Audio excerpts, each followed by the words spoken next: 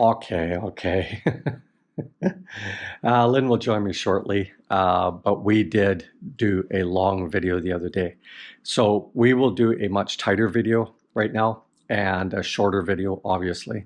But we will touch on where did the money go for the slab, because Lynn was trying desperately to track everything, guys, but it was way too hard to track the concrete portion of our house because of the other projects we had on the go. Anyway, let's drill it down. Okay, Lynn, so we know that our total budget came in just under 1.2 million. Yeah. And people keep asking, where's the extra money going? So we've only really cited the AAC. And I did that with the live panel as well, live stream panel. But let's drive down some of the major costs so we could subtract those out and then get closer to our slab and pillar beam digging, all that stuff.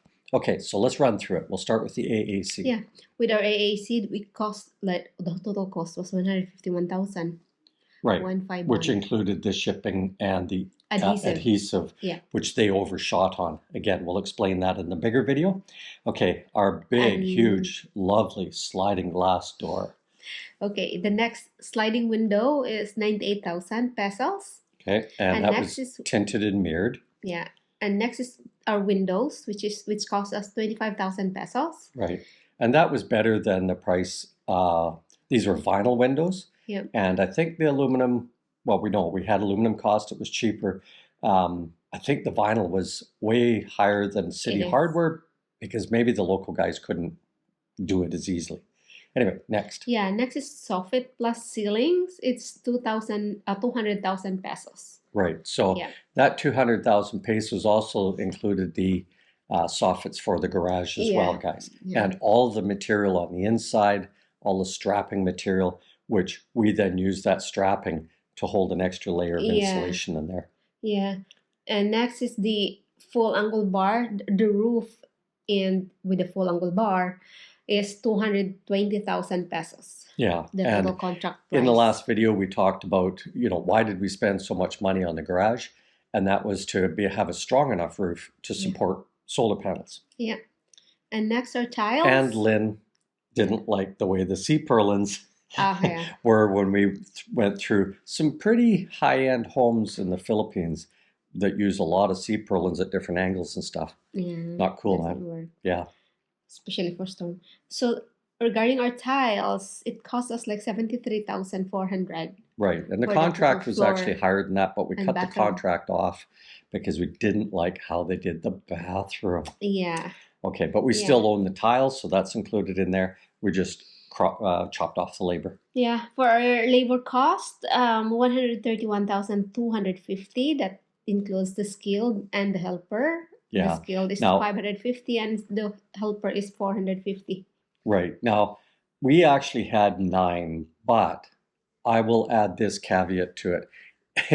Some of the guys weren't sharing how much their knowledge base was. And in 2 particular cases, we almost let these guys go until we saw them help in a little project. And I went, what the? Anyway, but that was such a short period of time, guys. The AAC had already been installed. Yeah. And so that total cost, Lynn, was? Yes, almost 900,000 pesos. Right. Yeah. And we said just under 1.2 million. Yeah. So let's get into the slab a little bit. The slab, the pillars, the beams, all of that sort of thing. And straight out of the gate, I can tell you that our cocoa lumber alone was 50,000 pesos. Now, we could have saved a little bit of money there if we'd have bought the staging that we bought for inside to do the AAC. Had we bought that earlier, we would have saved a little bit of money. But mostly time, because the guys had to build the dumba. All those nails get thrown away, all of this type of stuff.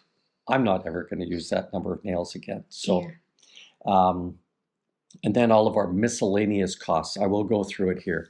Nails, tie wire, welding rod, glues, cutting, the angle grinder blades, Almost screws that we needed to go buy, all the nails of different Yeah. sizes that we needed to do. The fishing And wire, yeah, the fishing on the fishing wire for plastic, yeah. leveling and all of that.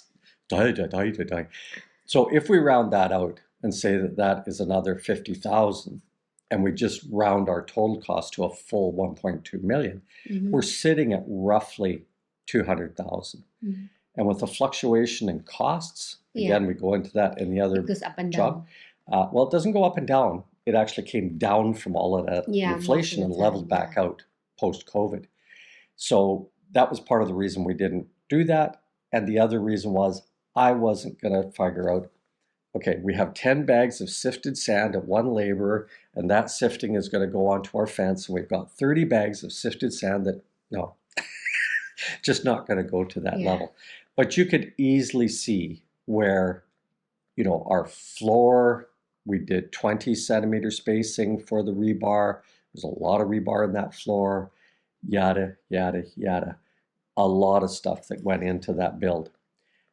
In a future video, Lynn and I are going to go into, if we were to do that build all over again, what would we do different, especially to save the cost on that roof? Okay? We'll do another costing. Anyway, how was that, Lynn? That's good. Okay, because we're not going to get down to the nuts and bolts, guys. Yeah. Okay, that's our AAC project wind-up for costing, and who knows? Yeah. Maybe by the end of May, we'll know whether we're building again next year, if we get that land. Okay, later, Gators.